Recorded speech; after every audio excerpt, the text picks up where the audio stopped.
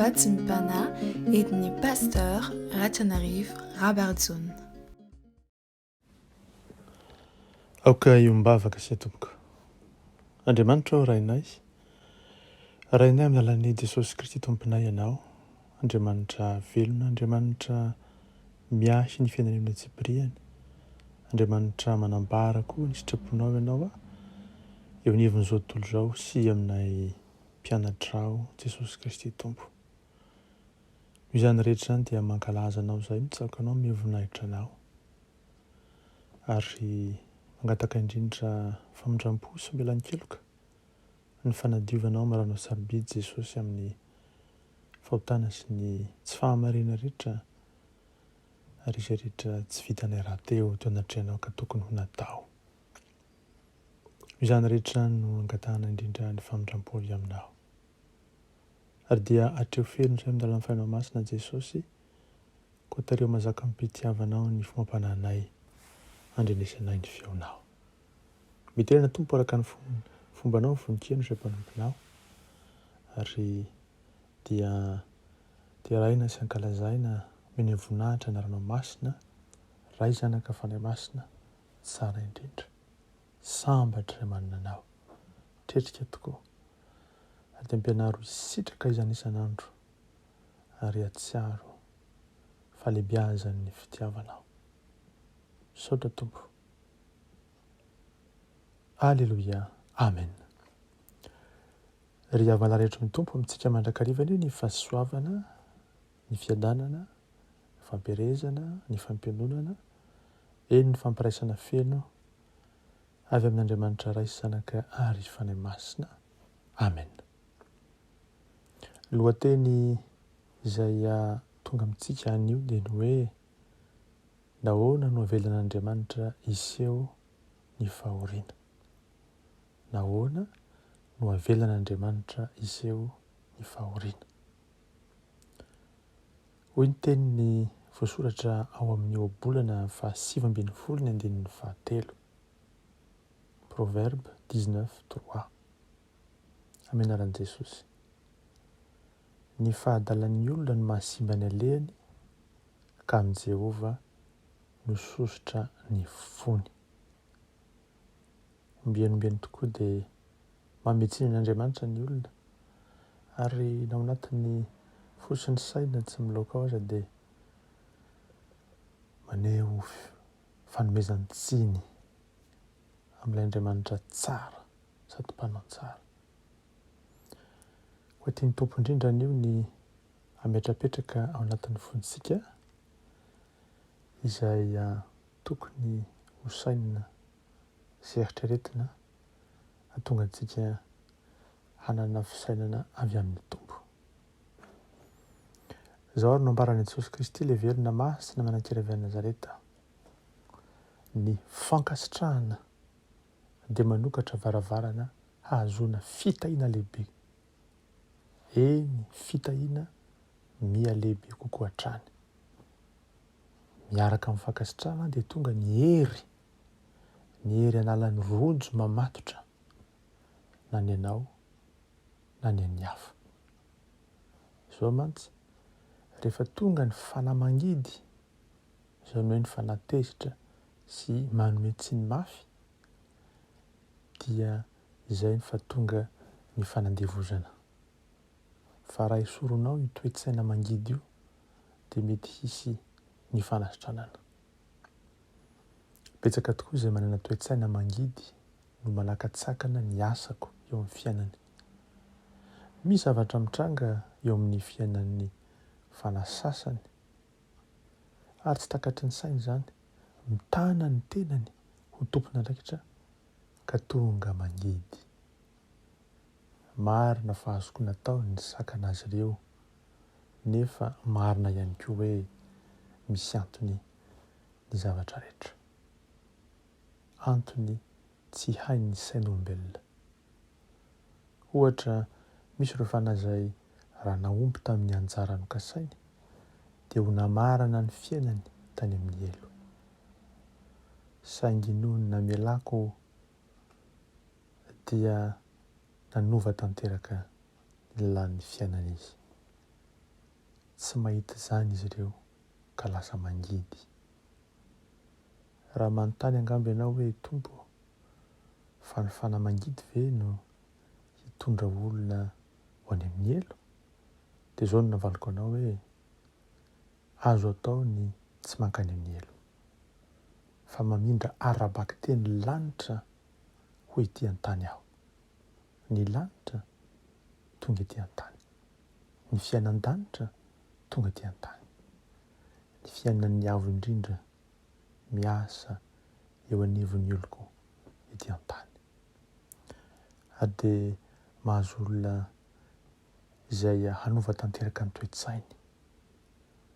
Maro no tonga amin'ny fahatretrehana sy ny fahatanterahana amin'ny fiafaran'ny fiainany. Rehefa izany no tanterahina dia indro tonga ny famonjena mandrakizay ho azy. Tsy vitany hoe tafavoaka ny elo izy, fa indro tafiditra dieny izao ao amin'ny fanjakan'ny lanitra dieny ety an-tany. Zao eo amin'ny toerana misy anao. Tsy hoe mbola ho avy izany fa ankehitriny ihany koa. Tsy hoe mbola tsy nanao an'izany taloha. Tena efa nanao izany taloha. Saingy ny sasany dia mafiloha ka tsy maintsy miatrika fahafatesana vao mahatsapa ny fahadisoany. Ry zanako malalako, zavatra ratsy izany, zavatra ratsy lavitra mihoatra no eritreretin'ny olona. No azonoko fotsiny dia amin'ny tsy nahakasika ny olona, fa raha tsy izany dia azo izay nanjo azy. Taddia fa misy fotoana ianao tsy miara-mandeha amiko, tsy mahafantatra, tsy mahalala, tsy miraharaha akory, anefa mbola niaranao ihany aho. Hitanao, rehefa ianao mandeha araka ny lalako dia andeha eo ambanin'ny elatry ny fahasoavako. Dia ny itiavanareo ahy sy ny hanomponareo ahy dia indro fa miaina ao anatin'ny faritry ny fiarovana ianareo. Rehefa mitoetra amin'ny fitiavana sy ny fanompona ahy ianareo dia miaina ao anatin'ny faritry ny fiarovana avy amiko. Fa rehefa manapaka ny fefy ianareo ka manidina ny anefitra dia mamatotra ny tanako ianareo. Na izany aza mitranga dia manaiky aho ary mihoatra ny feoko mba hiarovana eny nitadiavana anao satria tiako ianao ary fantatro fa tsy fantatrao izay ataonao.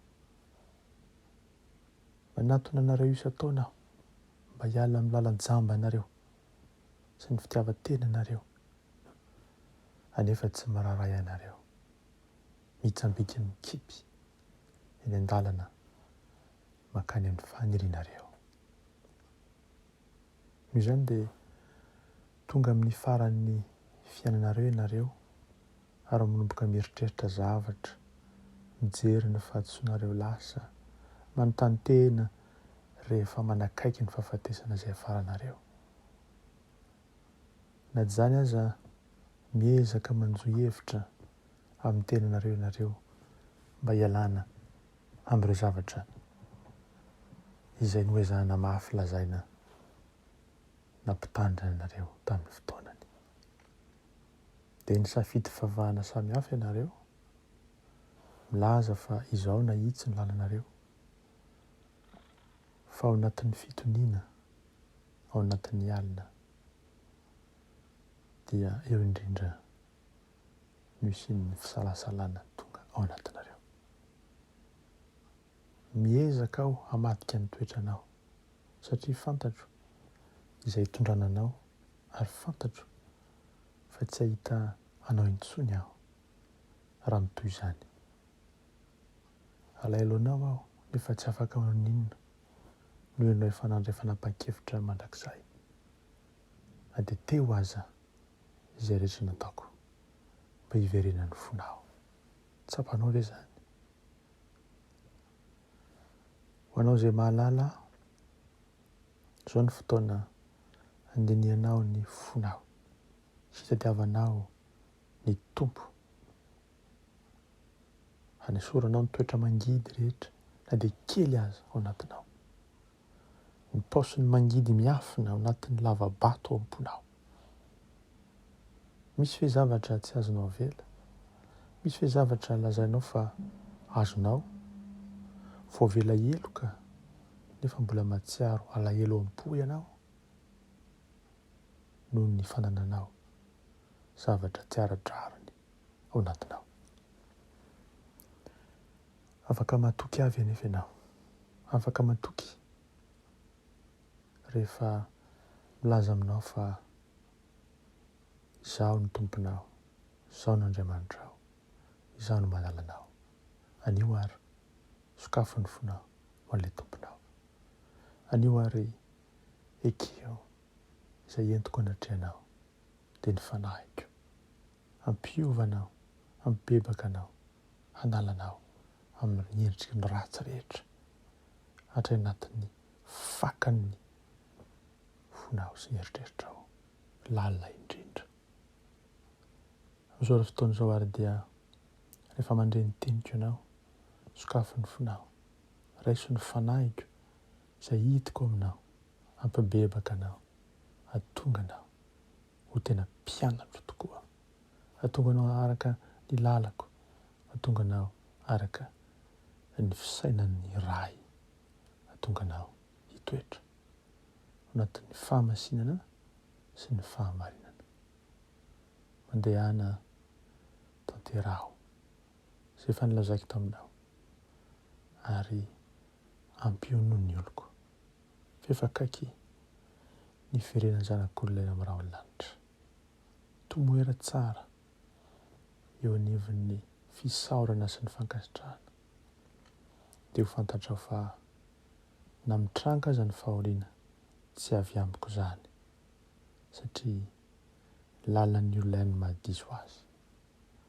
Indro mizary izao fahasoavana izao anio, eny manome fahendrena izay tsy avy amin'izao tontolo izao fa avy amin'ny fanjakan'ny avo indrindra. Ny fahendreko sy ny fahasoavako mba hatonga anao handeha amin'ny fahafahana. Misaora ny tomponao amin'izay navela sy izay tsy navela, izay nomena sy izay nitazonina, ho an'izay nalaina ary koa ho an'izay tsy nisoloina mihitsy. Izany rehetra izany na tsara na ratsy hitanao misy tanjona, fa navita soa lehibe ary tamin'ny toe-javatra sasany dia nahatonga nanafoana ny trosanao. Izany dia fanapa-kevitra lehibe izay niraisinao. Maro ny fanahy teraka tao anatin'ny fepetra ny safidy no tonga etỳ an-tany sy hijaly tahaka izaho, dia ireo maloto sy maty satria izy ireo no avotana ho afaka aloha. Misy tokoa ny fanontaniana izay mitranga, mety hiseho anatin'ny saina sy ny fo, dia miezaka aho ny hamaly ny fanontaniana aho. Izao nefa tsaroa fa tsy azo fanazavana lojika ao an-tsainao ianao araka nefa no hazavaiko taminao. Ny sainao sy ny avinavinao dia manakana ny lalana ry malalako. Reko sy hitako ny hevitra reo. Raha tsy azoko dia afaka mamafa anio aho eny an-dalana.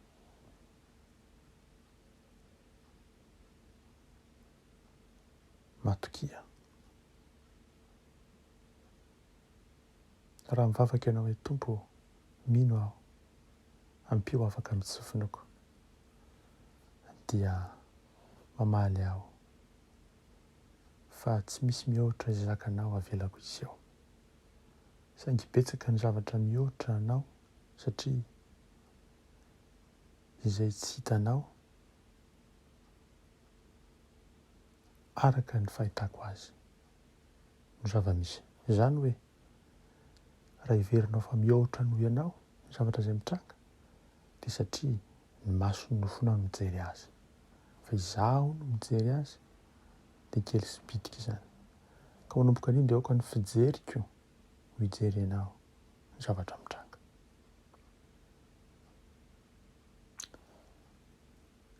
Ny tompo mampatsiahy anao ankehitriny. Hafa mihitsy ny olona izay miankina matoky, tia, manompo ary koa misaina ny fitiavana izay nomeko azy. Aokary hitoetra anao ankehitriny eo anivon'ny fatokiana, ny fitiavana, ny fanompona ny tomponao. Dia indro fa paradisa ny fiainanao, feno fitahiana, fahasoavana ary ihany koa lalana na dia ety aza dia mankany amin'ny fahatsarana sy ny fiainana mandrakizay. Koa dia efa nitsodrana anareo sady aho amin'ity andro ity. Tamin'ny alalana mezoka anareo ny fahendrena izay avy amin'ny fanjakan'ny avo indrindra. Eny ny fahendreko sy ny fahasoavako mba hahafahanao misaotra eo amin'ny lalana izay rehetra tiavinao. Eny ry malalako, zaho ianao mitady fahazavana, mitady famelan-keloka, mitady fitiavana, ka arakaraky ny fahafantaranao izany no ahatonga anao hitombo ho amin'ny fankasitrahana mandrakariva. Raiso ny fotoana izay omenanao ankehitriny mba andehananao amin'ny fahatsarana sy ny fahasoavana anampy fahasoavana. Mitoera amin'ny fanompona ny tomponao. Manao sonitso Jesosy avy any Nazareta, tompony tompo sy mpanjaka ny mpanjaka. Saotra tompo ny amin'ny fitiavanao. Saotra Jesosy ny amin'ny fahatsaranao. Saotra rainay masina tsara indrindra noho ny finiavanao mandrakariva ny teny aminay. Misamy erem-ponay tompo mba andehananay araka ny fankasitrahana anao. Dia tsy atsantany teny antsony izay hoe nahoana ry navelan'Andriamanitra hiseho ny fahoriana no tsy hanome tsinanao intsony, fa andeha kosa amin'ny fankasitrahana mba hisy ny hery avy aty anatinay noho ny fananao masina hahatonga anay hanana fanahy ny fisaorana, fanahy ny fitiavana anao sy ny fanompona anao. Saotra Jesosy, dera ny laza ny aja ny saotra fankasitrahana sy ny fiderana dia anao ry tompony tompo sy mpanjaka ny mpanjaka anio amin'ny mpitoro mandrakizay.